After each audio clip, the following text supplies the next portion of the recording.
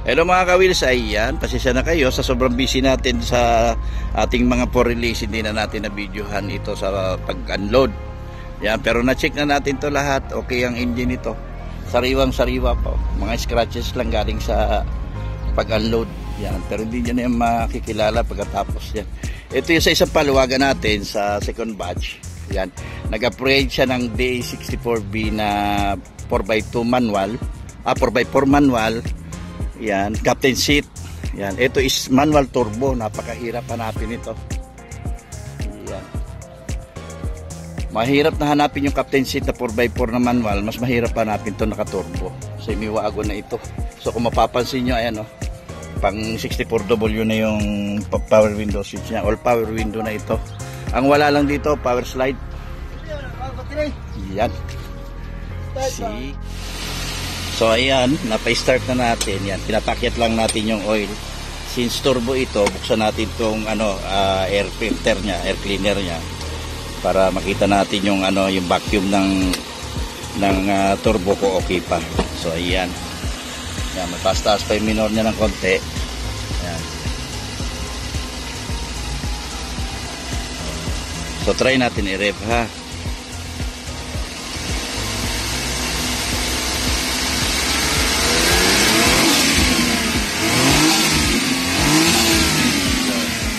Nakita niyo yon, yung narinig niyo yung vacuum sa turbo niya. Yan yung mga sign ng good turbo.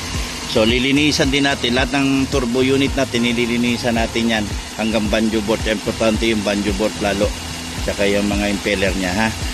So kahapon na ito, hindi lang na videohan. Pero kahapon pa dumating to, kaya lang busy tayo ng mga release. Sige, update ko kayo ha. Hello mga ka-wheels, ayan, update tayo sa paluwagan. DA64 B4x4 manual turbo captain seat semi-wagon. Yan, napaka-rare niyan. So ito, binabaklas na natin, ibabaki-baki conversion natin na natanggal na ang kanyang radiator. Yan. So lahat ng mga butas dito, tatapalan natin lahat yan. Yan. Hinog na hinog. Yan. Sige, update ko kayo. So update naman tayo dito sa ating second batch paluwagan. I think second receiver ito. Again, DA64B na 4x4 manual turbo captain seat semi-wagon. Ayan. So makikita nyo ngayon, nakabitan na natin ng isang baki natin. So itong ginagawa natin, puro sa labas. Bakit kayo? Masyadong matibay dito sa labas kasi kakaikot mo yan kasi lumalaban yan papunta ron. Tinutulak niya yung body. So kung dito sa labas, masyado siyang sturdy, matibay, walang kaalog-alog. Tapos dito pa lang ano mo na. Yan. Tapos pagkatapos dito, pupunta yan dito. Lalagyan na naman natin siya ng baki dito. And then diretso na siya sa steering. Yan. So kung nakikita nyo, ultimo dito natapalan na, nakasolid lahat yan, naka full weld. Yan. So ang maiiwan na butas na lang dyan, yung papasukan ng mga harness, yung papasukan ng mga hose. Yan. Tapos dito lilipat natin yung tawag dito, yung sa mga aircon system niya. So ayan. So ang gawa natin, ito actually ito sa labas, matrabaho talaga ito. Nakakapagod ito. Kung hindi ka marunong ng sikreto sa paglalagay ng baki sa labas, hindi mo talaga mape-perfecto. Yan ang pinerfect natin ng ilang taon na. Yan. Sige ha, update ko kayo.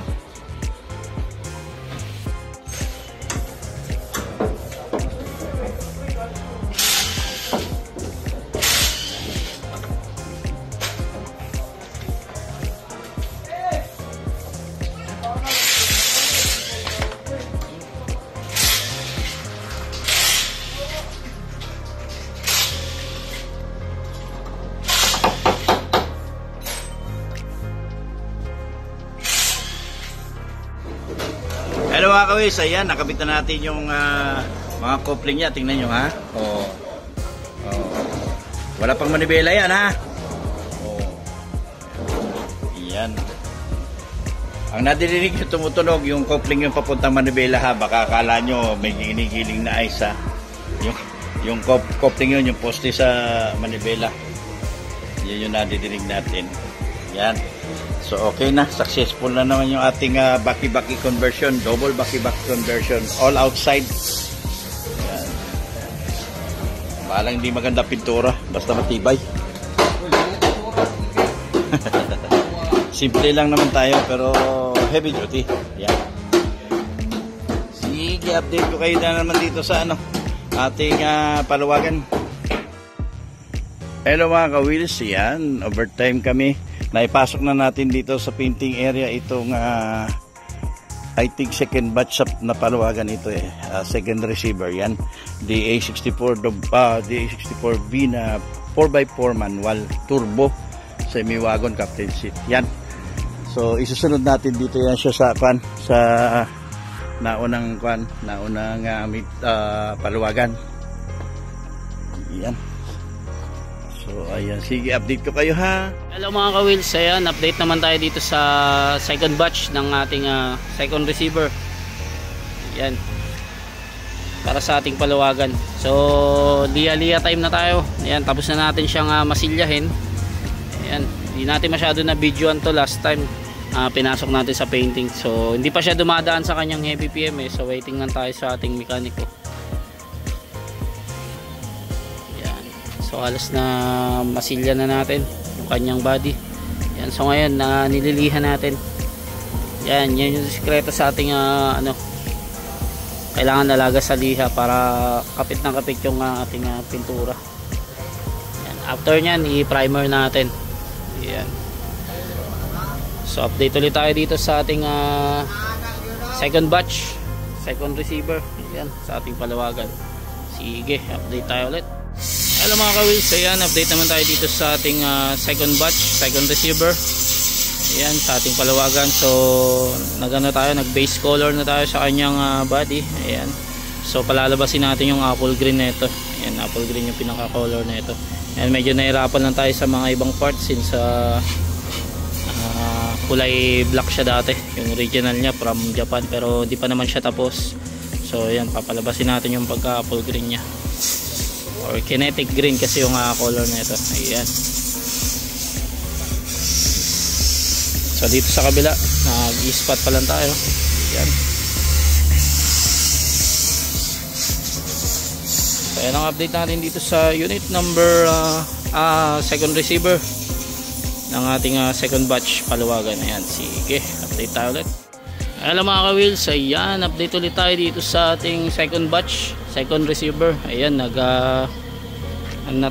final color na tayo. Ayan So lumabas na yung pagka-apple green nya. Lalo na kapag nabapping yan tsaka na top coat. Ayan, so wala pa top coat dyan.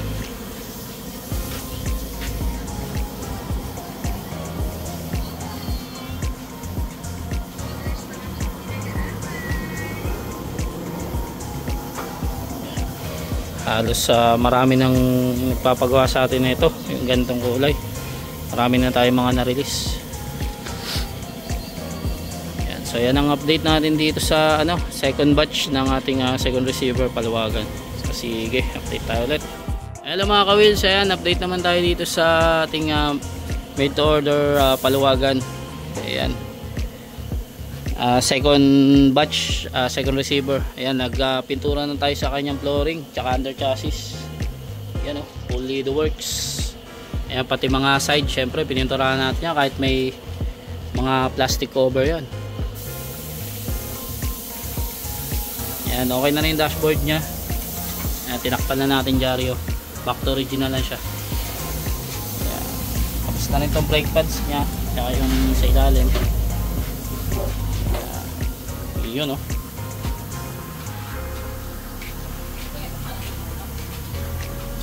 So antayin lang natin yung dito, yung mags nya since may additional tong brand new mags center. Ayan. Tapos ayan Ay hindi, steel rim lang pala to. Pininturahan lang natin yung kanyang yung rim. Ayan, ng body color din. Tapos may mga pa siya, kulang pa siya sa rain visor, i-mamatlock natin yan. So ayan ang update natin dito sa ating paluwagan, second batch, second receiver. Ayan, sige, update tayo ulit. Hello mga ka-wheels, ayan, update ulit tayo dito sa ating paluwagan, second batch, second receiver. So ano muna tayo, halos natapos na naman siya sa sa painting. Ayan, na-assemble na. So madako naman tayo sa kanyang heavy PMS. Ayan. So since ito ay manual, ayan, transmission oil yung papalitan natin dito. Ayan, dito sa part na to napalitan na, nalinis na natin tong throttle body, itong mga map sensor, tsaka intake manifold. Then nililinis na tong injector. Ayan. So ayan ang update natin dito sa ating paluwagan, second batch, second receiver. Sige, update tayo ulit. Ayan, palit tayo ng air filter nya. Ayan, brand new. Yun, nakabit na natin ulit yung mga dito, parts. Then yung spark plug nya nilinisan natin. Ayan, okay naman siya, from Japan siya kasi, kaya hindi natin muna papalitan. Halos sa brand new pa siya Ayan, so narumihan lang ng oil, pero ayan, malinis na siya. So mga ilang taon pa kasi yan yung itatagal niya. Sayang, from Japan So sige. Hello mga ka-wheels, ayan, update ulit tayo dito sa ating second batch, second receiver paluwagan. Ayan, nakabit na natin yung mags nya. Ayan, and then katatapos lang nung kanyang heavy PMS transmission. Ayan. So nagsalin tayo ng oil kanina. Hindi natin na videoan, pero ayan, tapos na, almost done. Nabalik na natin yung dapat ibalik. So ready for assemble na siya. Antayin na natin yung kanyang upuan, and then ititint natin yan, kakabitan natin windshield, and so on, tsaka yung mga accessories nya. So yan ang update natin dito sa ating paluwagan, second batch, second receiver. Sige.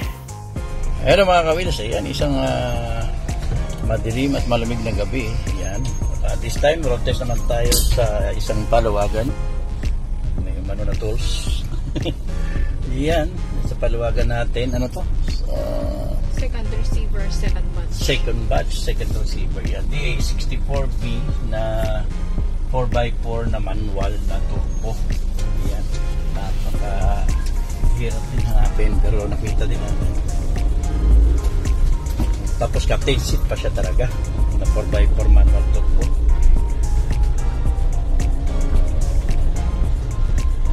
Papatayin lang natin manibela nito, wala sa sensor. Susubukan natin ang performance niya. Tatansikan yung mga putik dun sa galing sa atin. Napapangawa natin din. Pero pagdating sa Kalampat, ang nadidinig natin is one, yung tire range ay yung spare tire. Hindi, yan, shock bolt. Medyo may maluwag na shock bolt. Ipita natin yan.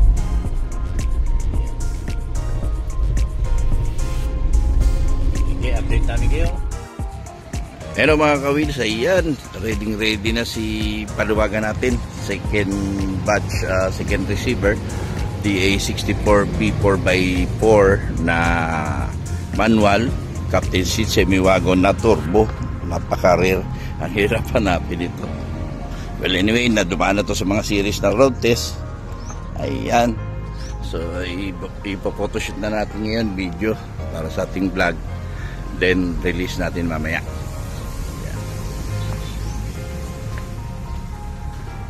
So okay naman siya. Yan, malinis na. Yan. Kahit pahaluwagan lang yan, parang made to order din ang natin, ang pag-steamer natin. Yun. Sige, update ko kayo mamaya.